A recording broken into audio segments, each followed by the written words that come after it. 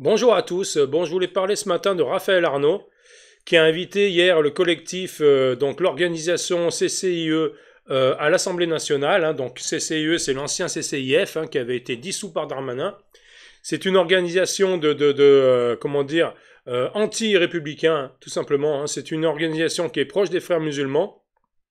Mais ça ne dérange pas, outre que ça, outre mesure, on va dire, Monsieur Raphaël Arnaud, qui en a rien à foutre, c'est un milicien d'ultra-gauche. Moi, je comprends même pas comment ça se fait que des mecs comme ça soient députés. Voilà, je comprends même pas. Voilà, c'est un danger, ce gars-là. Mais bon, alors on va essayer de comprendre pourquoi ce mec est aussi vindicatif vis-à-vis des gens de droite. On aura peut-être une réponse. Alors, Raphaël Arnaud, né le 8 janvier 1995 à Lyon, est un militant antifasciste et homme politique français. Alors, ça me fait rigoler quand je vois ça, des militants antifascistes qui sont fachos eux-mêmes, en fait. Parce que tous ces gens-là d'ultra-gauche qui luttent contre un fascisme à droite qui n'existe plus sont devenus eux-mêmes des fachos. Donc ces gens ils sont pas très structurés quand même, je veux dire. On croit qu'ils sont intelligents, mais en fait, ils en sont bien loin, parce qu'ils n'auraient pas de tels comportements si c'était le cas. Voilà, il est cofondateur et porte-parole de la Jeune Garde antifasciste. En 2024, il est élu député La France Insoumise Nouveau Front Populaire dans la première circonscription du Vaucluse. Voilà, du Vaucluse, ils mettent deux, je sais pas pour quelle raison, mais bon, c'est comme ça. Alors, on va aller voir dans la Jeune Garde Antifa. Alors, la Jeune Garde antifasciste est une organisation antifasciste française d'extrême gauche fondée en 2018. Elle est parfois critiquée pour ses actions jugées violentes. Ben oui, La Jeune Garde Antifa sont des miliciens, ce sont des gens qui s'entraînent au combat pour lutter contre l'extrême droite et contre les keufs, en fait, tout simplement. Ce sont des gens dangereux, bien évidemment. Ce sont des gens qui ont plusieurs procès sur le cul. Ce sont des gens qui sont, toujours, comment je pourrais dire sans être trop vindicatif, ce sont des gens qui ne sont pas tolérants. Voilà, je vais essayer d'utiliser ce mot-là, ça sera un petit peu mieux. Ce sont des gens qui n'ont aucune tolérance et qui se permettent d'aller critiquer en fait les gens de droite qui veulent simplement que notre État, notre pouvoir, notre gouvernement fasse son devoir. C'est-à-dire, on aimerait vivre dans un pays où on peut sortir le soir tranquillement sans se faire agresser. On aimerait vivre dans un pays où on arrive à reconnaître notre France. Voilà, parce que tu regardes maintenant beaucoup de centres-villes, c'est devenu Bagdad, Donc on n'est plus réellement en France, donc c'est ça le gros problème. Bon, écoutez, on va lire encore quelques trucs. Alors, contexte, la Jeune Garde est un collectif antifasciste fondé en janvier 2018 à Lyon en réaction aux actions de Bastion Social. L'organisation milite à visage découvert et propose un antifascisme jugé plus ouvert. Bon ben oui, ça c'est clair, Ça, c'est clair, on ne peut pas dire le contraire. En mars 2018, le groupe revendique l'importance de l'anticapitalisme, de l'antiracisme et de l'opposition aux autres formes d'oppression. Raphaël Arnaud, porte-parole du groupe, déclare que la coopération entre les différents mouvements et partis de gauche est un objectif clé du groupe. Bon, bah écoute, oui, pourquoi pas, Pourquoi pas, s'ils veulent faire ça, ils font ce qu'ils veulent. Moi, je m'en bats un peu les yucks. Alors, émergence, on va lire un tout petit peu l'émergence de ce groupe. La Jeune Garde se développe en octobre 2019 avec l'ouverture d'une section à Strasbourg, puis en 2020 avec une nouvelle section à Paris, en 2021 à Lille et à Montpellier. Bon, des sections, t'en as qui s'ouvrent donc partout, dans toutes les villes de gauche. Il manque Rennes, Nantes, voilà, toutes ces villes encore qui n'ont pas été contaminées, Bordeaux, etc. Écoute, voilà, donc ces gens-là qui font quand même partie d'un groupuscule ultra violent sont toujours là. Par contre, M. Darmanin, pendant son mandat, s'est empressé de dissoudre des groupes de droite sans aucune raison, quasiment, parce que c'est ce qui s'est produit, Les groupes de droite ont été démantelés sans aucune raison, et t'as des groupes de gauche comme la Jeune Garde Antifa, qui a des procès sur le cul, qui a énormément de procès pour violence, pour intimidation, pour plein d'autres choses, menaces. Ces gens-là sont là. Voilà, ces gens-là, ils sont là parce que, comme tous les juges, les associations, les avocats, etc., comme la doxa de notre pays est de gauche, donc ces gens qui ont des groupuscules dangereux de gauche ne sont pas fermés, car c'est la gauche. Voilà. Il suffit de regarder les soulèvements de la Terre, Ce groupuscule est une ignominie, je trouve. Ce groupuscule est d'une violence inouïe, vis-à-vis des flics, vis-à-vis de l'opposant. Mais il n'y a pas de problème. Darmanin avait essayé de les dissoudre, il n'a pas réussi, ça avait été retoqué, je sais plus par qui, par le Conseil constitutionnel peut-être, je sais plus du tout, mais bon, voilà, ce sont des groupes en fait qui sont dangereux, ce sont des groupes d'ultra-gauche, mais ces gens-là ont le droit de dire ce qu'ils pensent car ils sont de gauche. Voilà. Voilà la société dans laquelle on vit les mecs. Donc écoutez, allez, où on en est là? Voilà, en septembre 2021, le porte-parole de la jeune garde lyonnaise, Raphaël Arnaud, est agressé par des membres du groupe d'extrême droite Zouave Paris, alors qu'il sort du train à Paris, gare de Lyon. Bon bah écoute mec, je suis désolé, tu t'es fait agresser par des gens d'extrême droite, tu t'es fait agresser donc par un groupe de connards, hein, il faut dire ce qui est, hein, parce que moi les gens, qui soient de gauche ou de droite, lorsque tu agresses d'autres personnes parce qu'ils n'ont pas le même point de vue politique que toi, t'es un problème, hein, que tu sois de droite ou que tu sois de gauche. Hein. Donc des réactions comme ça, j'aime pas, c'est pour ça que je ne supporte pas justement la jeune garde Antifa, car ce sont des gens, eux, qui sont comme ça, qui n'ont aucune tolérance. Alors, où j'en suis? En octobre 2021, la jeune garde manifeste dans les rues de Lyon contre les violences de l'extrême droite, à côté d'associations comme le Mouvement français pour le planning familial. Ah ouais, fabuleux, hein, ils sont fabuleux aussi, des gauchos à Donf ou Alternatiba. Je connais pas du tout, ça va être des gauchos aussi, de partis politiques de la France Insoumise, Parti communiste français, Europe Écologie Les Verts et de nouveaux partis anticapitalistes et de syndicats comme la CGT. Bah oui, la CGT, hein, tu m'étonnes. La CGT, ils sont de gauche à Donf, hein. L'Union Solidaire et l'UNEF. Voilà. Les manifestants demandent la fermeture du bar de la Traboule et de la salle de boxe à Lagauger, je sais pas comment on dit. Lagauger, c'est ça? A-G-O-G, Lagauger. Bon, écoute, hein, situé dans le vieux Lyon. Voilà, le quartier du vieux Lyon. Bon, écoutez, on va pas lire trop non plus. On va lire juste quelques controverses, sinon ça va être trop long, en fait. Voilà. La jeune garde fait l'objet de critiques émanant du parti du mouvement antifasciste. Ses détracteurs reprochent notamment à l'organisation de ne pas accorder une place suffisante à la lutte contre le racisme au sein de son action. Le groupe antifasciste Lyon et Environ en particulier accuse le jeune garde de pratiquer un antifascisme qu'il qualifie de salon, reprochant à l'organisation de ne pas intégrer à sa marche une critique radicale de l'État et du capitalisme. Bon, écoute, hein, on va pas trop lire tout ce qui se passe. Affaire judiciaire. Le Canard enchaîné révèle que 8 militants de la jeune garde faisant selon le journal office de service d'ordre pour Rima Hassan, tandis que le parquet affirme que rien ne laisse penser ça, a mis en examen en juillet 2024 pour violence en réunion, en raison de la race, de l'ethnie, de la nation ou de la religion. Après l'agression présumée en mai d'un mineur soupçonné par ses militants d'appartenir à la Ligue de défense juive, ayant entraîné 12 jours d'ITT, selon leur avocate, il ne s'agirait que d'une altercation verbale entre pro et anti-Palestine. Sans aucune violence physique, alors que Jordan Bardella évoque lui un passage à tabac. Ben oui, c'était exactement ça. Hein. Je crois que c'est ce petit juif que ces gens-là avaient attrapé. Ils lui avaient forcé à dire vive la Palestine et ils lui ont tollé la gueule. Voilà, monsieur Raphaël Arnaud et des potes à lui de cette milice de la jeune garde Antifa. Donc bon, ce monsieur Raphaël Arnaud a 3 fiches S sur le cul, hein, faut pas l'oublier. Il a menacé Alice Cordier d'une balle dans la tête. Voilà, c'est un voyou en fait. Encore une fois, hein, c'est un voyou en costume bleu clair, comme j'avais déjà dit dans une autre vidéo. Et pour moi, c'est exactement ça. Alors Raphaël Arnaud, c'est ce mec-là. Hein, pour ceux qui connaissent pas. Regardez-moi, cette tronche, on voit bien que c'est un anarchiste de gauche. Voilà, quand tu vois la coupe jaunie comme ça, les fringues dégueulasses, les tatouages, c'est les anarchistes de gauche qui ont cette dégaine en général de punk à chien. Et moi, ça me gave un petit peu que ces gens-là se permettent de nous donner des leçons de morale en tant que droitard. Voilà, ça me dérange un petit peu.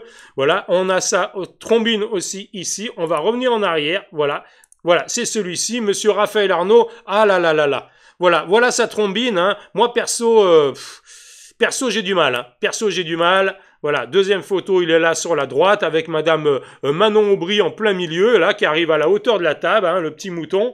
Bon, bah écoute, hein, moi, ça me sidère un petit peu. On va se remettre le Raphaël Arnaud parce qu'il est bon, lui, quand même. Hein. Regardez-moi cette tête de vainqueur, quoi. Ça, c'est une tête de vainqueur, les gars. Voilà, Raphaël Arnaud. Bon, on revient sur le début du militantisme. Raphaël Arnault, né le 8 janvier 1995 à Lyon, dans le quartier de la Croix-Rousse. Il est issu d'une famille de gauche non militante. Bon, on voit ce que ça donne, hein. Issu d'une famille de gauche, tu finis par être un gaucho. Voilà, donc malheureusement, c'est pas de sa faute. Il a été biberonné à la gauche depuis sa plus tendre enfance. Et bon, bah écoute, c'est devenu ce que c'est devenu, hein. Qu'est-ce que tu veux y faire, hein? C'est comme ça, hein. Donc dans sa jeunesse, Raphaël Arnault se forme auprès de l'organisation altermondialiste, association pour la taxation des transactions financières et pour l'action citoyenne. Bah dis donc, c'est bien long tout ça, hein. En 2010, alors qu'il est collégien, il accompagne sa mère enseignante dans une manifestation contre la réforme des retraites. Non mais sérieux, qu'est-ce qui va branler en étant collégien dans une manifestation pour la réforme des retraites? Non mais il y a qu'une professeure de gauche qui peut emmener son gamin dans une telle manifestation, quoi. Sérieux, hein. C'est incroyable de voir ça. Un gamin collégien n'a rien à foutre dans une manif. Voilà, je suis désolé. Donc c'est ça le problème de ces gauchos là. La professeure en fait, sa mère, à Raphaël Arnault, en a fait ce qu'il est devenu aujourd'hui, c'est-à-dire une vraie tête de con. Donc bon, moi l'éducation c'est important, hein. C'est vraiment très important. Il faut faire quelque chose, hein. Donc, en 2010, alors qu'il est collégien, il accompagne sa mère enseignante, voilà, truc des retraites, où il voit pour la première fois des militants d'extrême droite effectuer des saluts nazis. Oh, le pauvre, il a vu des saluts nazis. Alors, je vais pas le faire, là, parce que je me ferai couper ma vidéo, mais c'est sûr que c'est dramatique, hein. C'est dramatique de voir ça. Ça a dû lui trouver le cul, hein, le pauvre, hein. Il en est pas revenu. Il est tombé dans la gauche, voilà, à partir de ce moment-là, le mec, paf, ça l'a tilté, il est tombé dans la gauche. Voilà, dans la mare au canard. Donc 3 ans plus tard, il s'identifie à Clément Méric, né 1 an avant lui, tué par des skinheads. Eh oui, c'est bien évident. Les skinheads, même de nos jours, hein, on voit ça tous les jours, hein, des bandes de skinheads, des bandes de blancs, le crâne rasé qui attaquent des noirs et des arabes. À la machette, au couteau, on voit ça tout le temps, hein. C'est vrai que c'est une horreur, hein. Ces skinheads sont une horreur, hein. Vraiment, donc je comprends ce gars-là, hein. Il est tellement déçu de voir toute cette violence à droite que, bah, il est devenu aussi violent, mais à gauche. Voilà. Et sauf que ce qu'il se rend pas compte aussi, c'est que les skinheads, il y en a plus. Voilà, les skinheads, il y en a plus. Les skinheads, les derniers qui traînaient dans les parages, c'était dans les années 90. Voilà, donc si t'en as rencontré en 2010, t'as pas eu de bol, t'es tombé sur les 3 qui restaient, quoi. Donc voilà, parce qu'à l'heure actuelle, c'est pas les skinheads qui font du mal à notre pays. Je veux dire, à l'heure actuelle, c'est pas les Noirs et les Arabes qui se font tabasser à mort par des Blancs, par exemple. Non, c'est le contraire. C'est le contraire. Ce sont des extra-européens à l'heure actuelle qui tuent du blanc dans notre pays, qui tuent du français, d'ailleurs noir, blanc, jaune, vert, toutes les couleurs, hein, des dragibus. Mais ce sont des extra-européens qui commettent de tels actes à l'heure actuelle dans notre pays, à coups de couteau, à coups de machette, à coups de fusil à pompe, à coups de Kalachnikov. Ce sont ces gens qui font du grabuge à l'heure actuelle en France. Donc, monsieur Raphaël Arnault, tu ferais mieux d'ouvrir tes petits yeux, hein, Miro, et puis regarder vraiment la réalité des choses en face. Voilà, tout simplement, parce que moi, entendre des conneries comme ça, j'en ai ras-le-bol. Dans les années 2010, il côtoie la jeunesse communiste. À partir de 2014, il étudie à l'université. Bon, écoutez, ça, on s'en fout un petit peu. Fondateur de la Jeune Garde, ça on l'a dit tout à l'heure, député. Bon, écoutez, on va arrêter avec Raphaël Arnault. Je vous remets sa bobine une dernière fois, hein, il est bon, hein. Il est bon. Et on va en arriver directement ici. Donc voilà, tension à l'Assemblée autour de la présence du collectif contre l'islamophobie en Europe est une réunion organisée par un député LFI. Voilà. C'est une honte, hein. Donc, la présence de membres du collectif contre l'islamophobie en Europe, CCIE, c'est plus simple à dire CCIE, hein, c'est trop long leur truc.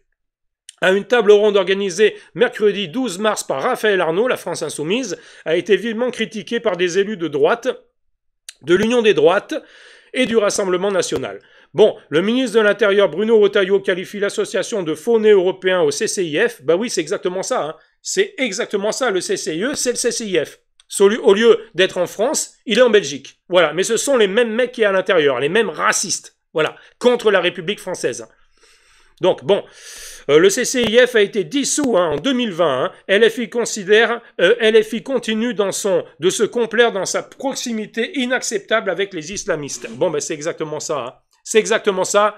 Donc, une table ronde intitulée « Comprendre l'islamophobie pour mieux la combattre » était organisée mercredi 12 mars à l'Assemblée nationale par le député Raphaël Arnault, la France Insoumise. Parmi les associations invitées, les étudiants musulmans de France, l'EMF, des gens qui sont proches des frères musulmans aussi, hein.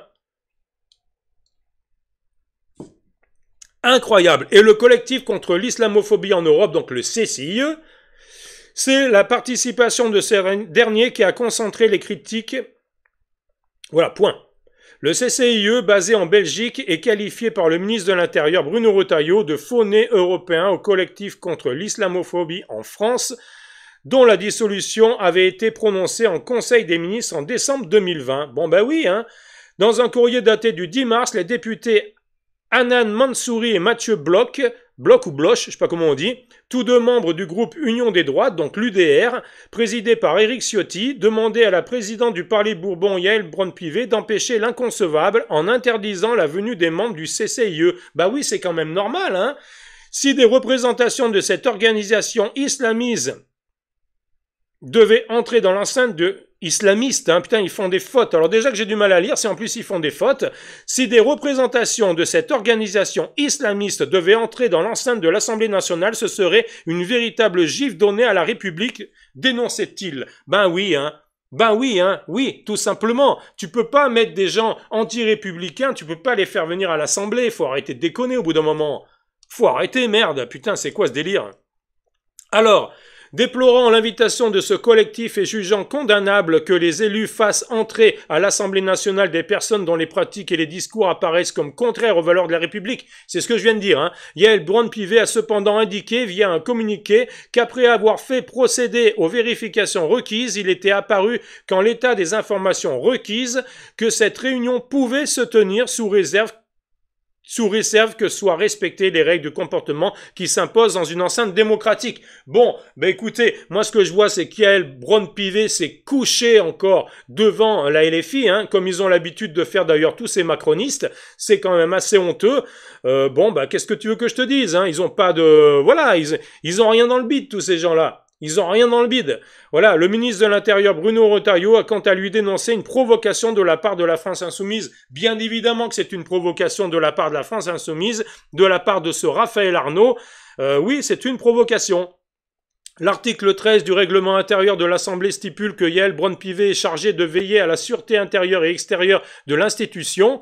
Bon, bah écoute, elle a pas fait son job, hein, la meuf, hein. Elle a pas fait son job. En novembre 2023, elle avait interdit la venue de la militante Maria Mabou Daka, membre du Front populaire de libération de la Palestine, une organisation qualifiée de terroriste par l'Union européenne. Alors oui, bien évidemment, vu que Yael Braun-Pivet est juive, c'est clair qu'une meuf, voilà, du Front populaire de la libération de la Palestine, c'était pas bon, hein. C'était pas bon, donc elle a jugé qu'il fallait pas l'inviter. Par contre, des gens qui sont, comment dire, des fachos, hein, qui font partie de ce groupe d'Antifa, là, qui sont des dangereux, hein, des miliciens, hein, des gens qui ont quand même des fiches S sur le cul, qui ont des casiers sur le cul, qui ont plusieurs procès sur le cul, hein. Là, il n'y a pas de problème. Là, il n'y a pas de problème. Madame Yael Braun-Pivet, elle est partie manger un sandwich au McDonald's d'à côté. Et encore, je pense pas qu'elle va au McDo, je pense qu'elle doit aller plus chez au Fouquet peut-être. Mais bon, mercredi ce jeudi, ah c'est beau ça, hein. Mercredi, le sujet s'est invité à la séance des questions au gouvernement par la voix du député Vincent Jeanbrun, droite républicaine. C'est une honte, a-t-il lancé dans l'hémicycle, accusant LFI de faire l'apologie du terrorisme et des terroristes. Bon, ben je suis tout à fait d'accord avec monsieur Vincent Jeanbrun. Voilà.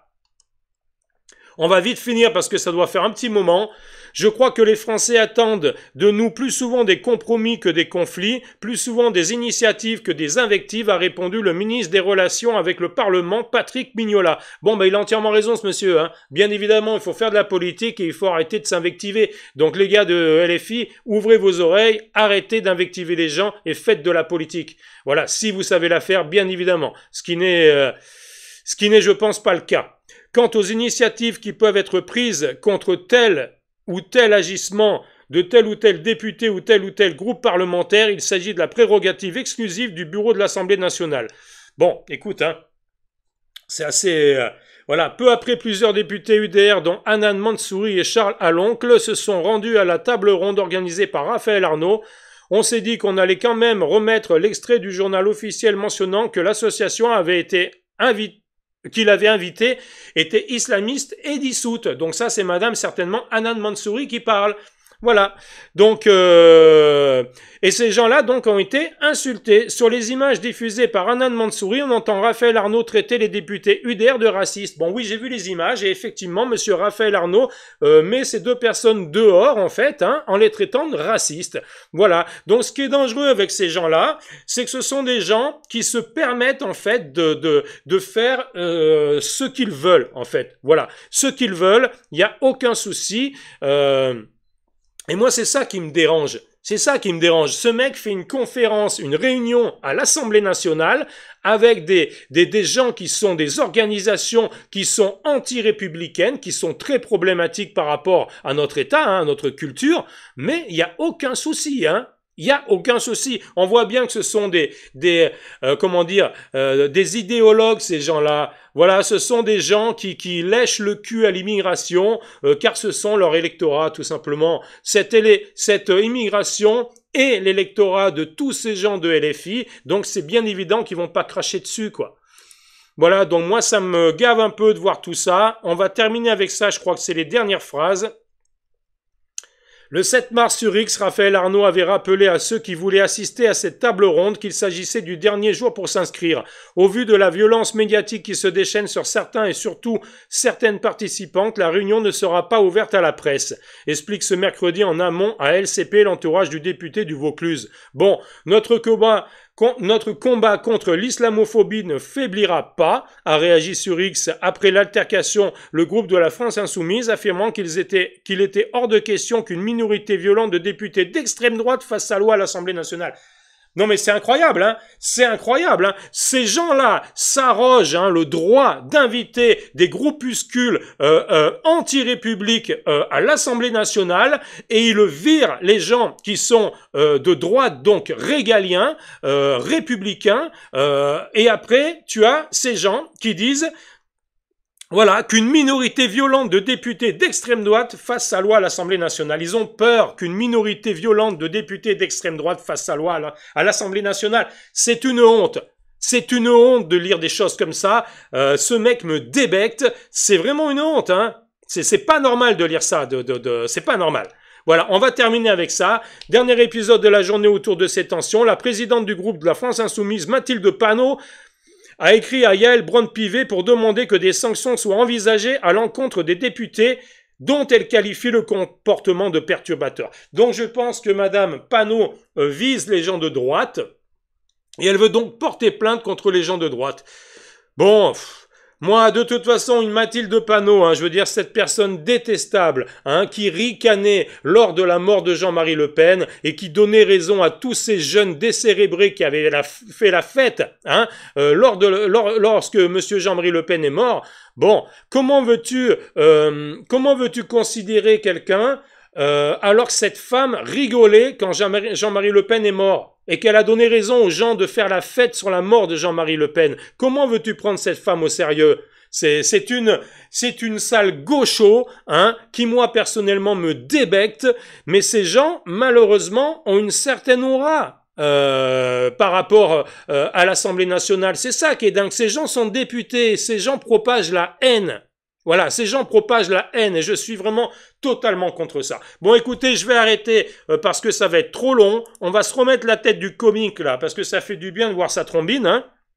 Donc, écoutez, laissez vos commentaires sur cette histoire. Dites-moi si vous trouvez ça raisonnable d'inviter tous ces gens qui sont anti-républicains à l'Assemblée nationale en refusant que des gens de droite y assistent. Ou dites-moi si vous êtes tout simplement comme moi et que vous trouvez ces pratiques écœurantes, totalitaires et totalement discriminatoires par rapport aux gens qui sont régaliens, aux gens qui sont de droite dans notre pays, tout simplement. Bon, sur ce, je vous laisse et je vous souhaite une très bonne continuation dans ce que vous faites. Salut à tous.